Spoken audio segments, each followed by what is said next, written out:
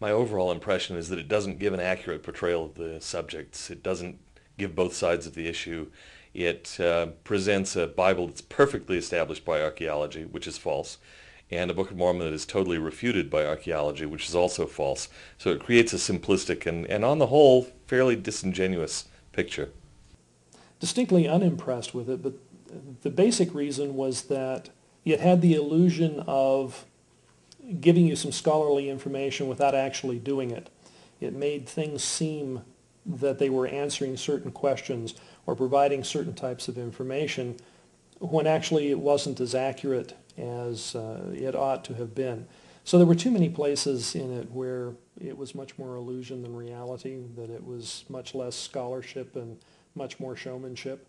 They hold the Book of Mormon to claims that it doesn't make. They suppress LDS arguments on behalf of the Book of Mormon. It's not really you can't rely on this as an accurate picture of the situation. Without looking or examining any of the scholarship on the Bible, they will present information about the Bible as though this is uncontroversial. And then they'll talk about the Book of Mormon where they don't begin with that particular assumption. So the Bible starts with the assumption that's correct, and they start with the Book of Mormon with the assumption that it's incorrect.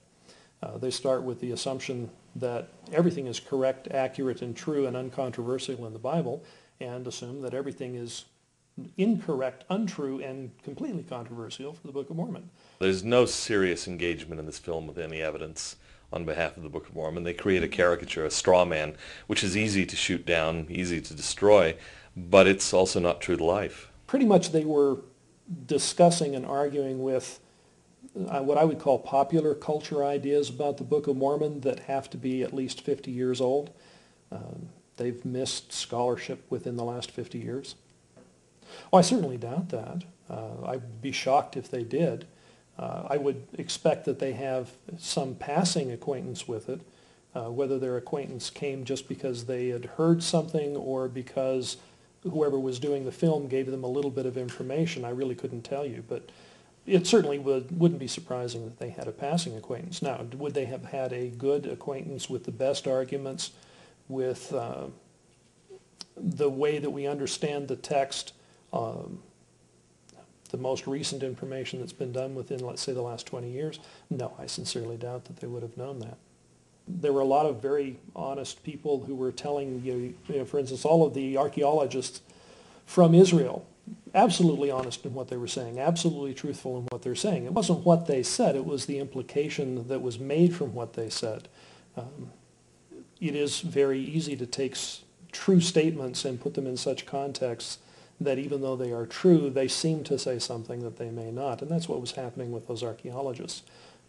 Those archaeologists know a lot about Israel. I didn't see any of them that knew a heck of a lot about the New World. When you make too many assumptions about the New World based on the Old World, you make a lot of mistakes because it's a very, very different animal when you cross the ocean. My experience with these people is that they, for example, want to establish what Christianity means by quoting specific proof texts from the New Testament, ignoring the Old. And when they quote from the New Testament, they quote usually Paul. They'll quote things like Paul talking about being saved by grace, being saved by our faith in Christ. They don't quote Jesus even, because Jesus is the one who tells them what commandments they're supposed to obey. Actually, it's comical in a way. I mean, to me, it's comical, and it would be comical, I suppose, to everybody if it weren't for the fact that, unfortunately, these people do influence others to not look into the restored church and its scriptures. Most of the criticisms leveled against the Book of Mormon actually were already in place in the period of 1832 to 34, when some of the major anti-Mormon books came out. And for some reason, they're still being used. I would be embarrassed if I were from one of these anti-Mormon ministries, but they continue to use things that have long since been disproved. But the one thing is sure, they never keep up on the scholarship about the Book of Mormon. They do not have a clue. In fact, they try to dissuade people from even reading things. They'll say, oh, don't read anything put out by farms. Those guys aren't real scholars. When some of them find out that, oh yes, we are real scholars, we do publish in non-LDS scholarly venues. We publish with the Society of Biblical Literature, the Pontifical Biblical Institute, and other such non-LDS scholarly venues. Then they say, oh, okay, they are scholars, but only when they're not writing about the Book of Mormon.